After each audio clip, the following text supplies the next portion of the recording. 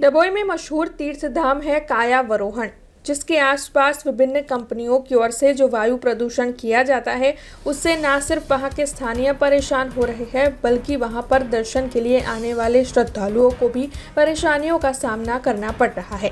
हालांकि इस मामले की शिकायत सबसे पहले कायावरोहण के मुनि आश्रम की ओर से की गई थी। प्रीतम मुनि की ओर से इस मामले में प्रधानमंत्री को खत लिखकर जानकारी दी गई थी, लेकिन उसके बावजूद भी ये समस्या सुलझी नहीं है, जिसके मद्देनजर आश्रम के महंत प्रीतम मुनि की ओर से इस समस्या को दूर करवाने के लिए प्रदूषण बोर्ड को जानकारी दी गई है और साथ ही डभोई पुलिस थाने में भी अर्जी दी गई है। वहां के लोग काफी परेशानियों का सामना वायु प्रदूषण की वजह से कर रहे हैं। लोगों की आंखें जलती है, गले में खराश हो जाती है और साथ ही अन्य कई समस्याएं भी लोगों को हो रही है, ऐसा महंत प्रीतम मुनि का कहना है। आज अहींया वडोदरा जिल्लाना डभोई तालुकाना कायावरोहण गामे लकुलिसधाम आश्रम આપણે છીએ। અમારા લકુલિસધામ આશ્રમ મેનપુરા ગામ અને કાયાવરોહણ ગામની સીમમાં આવેલો છે અને અહીંયા નજીકમાં જ કેટલીક ફેક્ટરીઓ આવેલી છે। લકુલિસધામની અંદર ભારતના અને વિદેશના આત્મીયજનો યોગ અને સનાતન ધર્મ માટે આવતા હોય છે। ગુરુકુળ છે, અહીંયા આગળ અનેક રાજ્યોના બાળકો ગુરુકુળમાં અભ્યાસ કરે છે।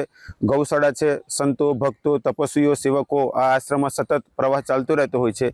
નજીકમાં આવેલી આ ફેક્ટરીઓ દ્વારા સમયે સમયે પ્રદૂષણના કારણે અહીંયા પ્રદૂષિત વાયુનો પરેશાની અમને મહેસૂસ થતી હોય છે, જેને કારણે આશ્રમવાસીઓને, અતિથિઓને, સંતો બાળકોને ગળામાં બળતરા થવી, માથું દુખવું, આંખોમાંથી પાણી નીકળવું, શ્વાસની તકલીફ થવી આવું વારંવાર મહેસૂસ થતું હોય છે।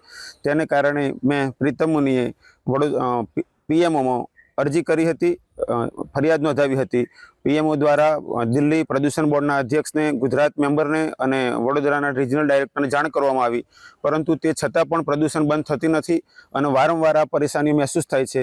હમણાં 2 દિવસ પહેલાં જ રાત્રે પણ વધારે પ્રદૂષિત વાયુ છોડવામાં આવ્યો। અમે કાયાવરોહણ પોલીસને અને લાગતા વળગતા અધિકારીઓને, નેતાઓને જાણ કરી અને પ્રયત્ન કરી રહ્યા છીએ કે આ પ્રદૂષણથી મુક્તિ મળે। અહીં વિશેષ કરીને અહીંયા પોલીપ્લાસ્ટ નામની કંપની છે, તેના દ્વારા પ્રદૂષિત પાણી છોડવામાં આવી રહ્યું છે, જેના વિડીયો વગેરે પણ ઉતારવામાં આવ્યા અને ગુજરાત પોલ્યુશન કંટ્રોલ બોર્ડના અધિકારીઓ દ્વારા પણ તેનું રેકોર્ડિંગ કરવામાં આવ્યું છે।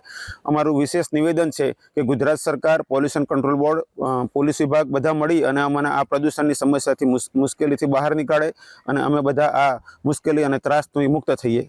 हमसे जुड़े रहने के लिए हमारे YouTube चैनल को सब्सक्राइब करें और नई वीडियो की नोटिफिकेशन के लिए बेल आइकॉन को दबाएं।